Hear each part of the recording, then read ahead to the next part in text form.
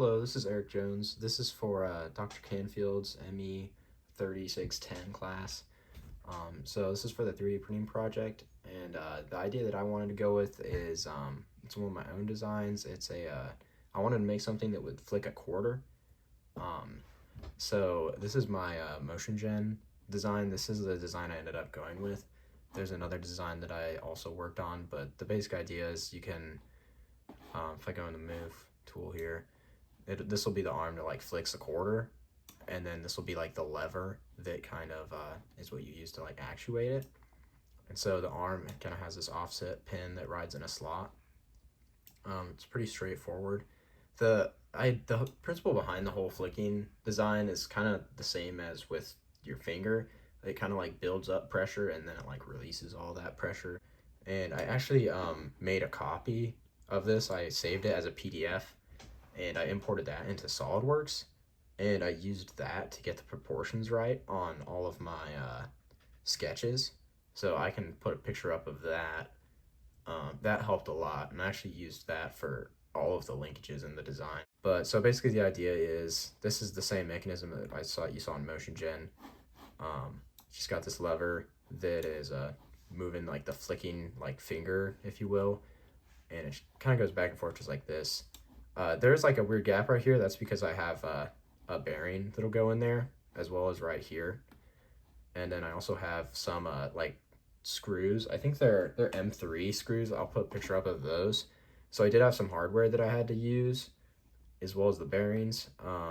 So this is the design that you saw in Motion Gen. And then there's also this other arm. This is what holds the quarter.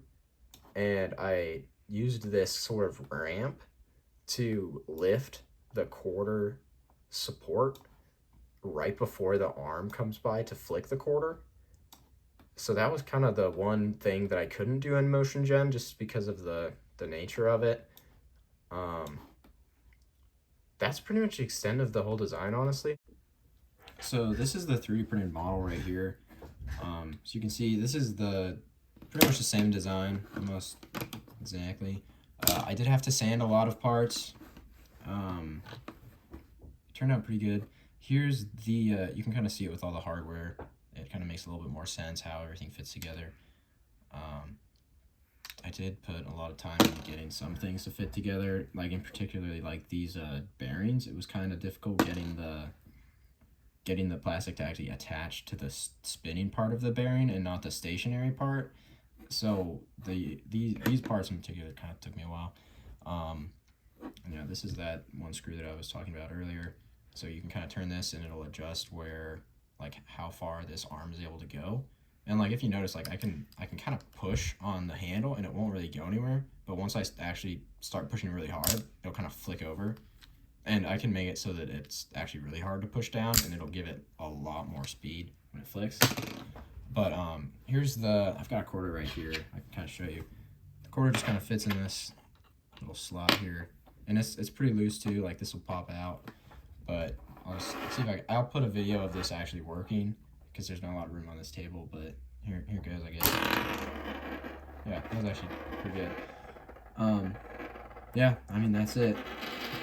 Here's a close-up of the mechanism that lifts the quarter support.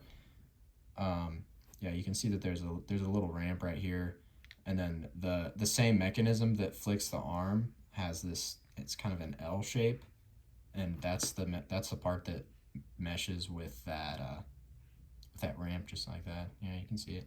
But this was kind of a last-minute thing that I added on there, which I knew I would need, but I just didn't have time to include in the Motion Gen.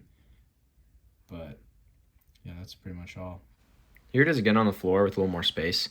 Yeah, it's kind of a pointless thing, but I think it's awesome, so that's all that matters.